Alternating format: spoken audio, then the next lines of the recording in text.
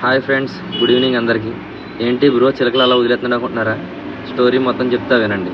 ముందుగా welcome to Joy pets world. ఈ video వచ్చేసి మా కస్టమర్ పంపించాడండి. ఒక జేసీబీతో చెట్లు కొడుతుండగా ఒక చెట్టు లోపల 2 పిల్లలు ఉన్నాయంటండి. ఇవి 2 పడిపోయినాయి ఈ చెట్లోంచి. అలా వదిలేస్తే వాటంతటా అవి సర్వైవ్ అవ్వలేవు కాబట్టి నా దగ్గర తీసుకొచ్చేయమన్నాను. మనకు ఎలాగూ కాన్యూర్స్, కాక్టైల్స్, హ్యాండ్ ఫీడింగ్ అలవాటు ఉంది కాబట్టి చాలా కంఫర్టబుల్గా వీటిని అయితే హ్యాండ్ ఫీడింగ్ అలవాటు చేసేసాను. చూడండి ఏ టైప్లో ఫీడ్ చేశాను. వాటికి వాళ్ళ మదర్ అయితే జనరల్గా ఫ్రూట్స్ అవి తెచ్చి పెడుతుంది. మనం ఆ టైప్లో చేయలేం కాబట్టి హ్యాండ్ ఫీడింగ్ ఇచ్చి చేయాలి. Hand feeding formula pets sale చేసే ఏ షాప్లో ఉన్నా దొరుకుతుంది. పెట్స్ లైఫ్ అయితే కొద్దిగా ఎకనామికల్గా ఉంటుంది ప్రైస్. మా పాప చూడండి వాటితో ఎలా ఆడుకుంటుందో.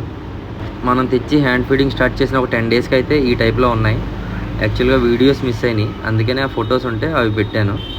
ఇవి జనరల్ బర్డ్స్ కన్నా చాలా స్పీడ్గా అయితే గ్రోత్ అయితే చూశాను వీటిలో. నేను కాన్యూర్స్లో కానీ కాక్టైల్స్లో కానీ ఇంత ఫాస్ట్ గ్రోత్ అయితే ఉండదు. ఇది మనం తీసుకొచ్చిన 20 డేస్ తర్వాత ఫుల్గా రెడీ అయిపోయింది చిక్. ఇంకా అది ఫ్రీగా మూవ్ అవ్వడం కానీ అది సెల్ఫ్ ఫీడింగ్ కూడా స్టార్ట్ చేసేసింది.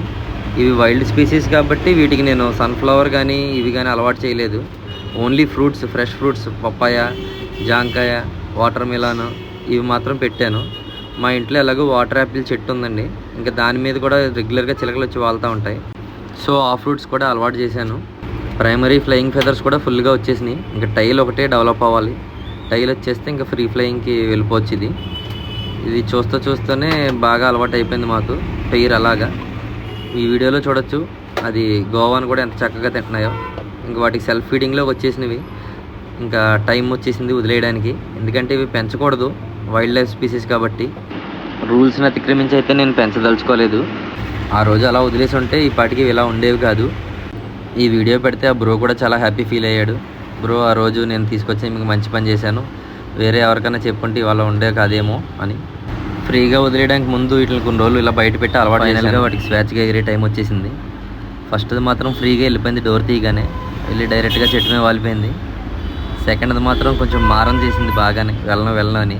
ఇంకా తప్పలేదు మరి, చేయి పెట్టి బలవంతంగా తీయాల్సి వచ్చింది.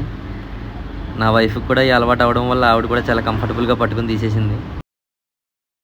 ఎలా అయితేనే వాటికైతే స్వేచ్ఛనిచ్చాం మనం. చూశారు కదా, వీడియో నచ్చినట్టయితే లైక్ చేయండి, కొత్తగా మన ఛానల్కి వచ్చినట్టయితే సబ్స్క్రైబ్ చేయండి. Thank you for watching.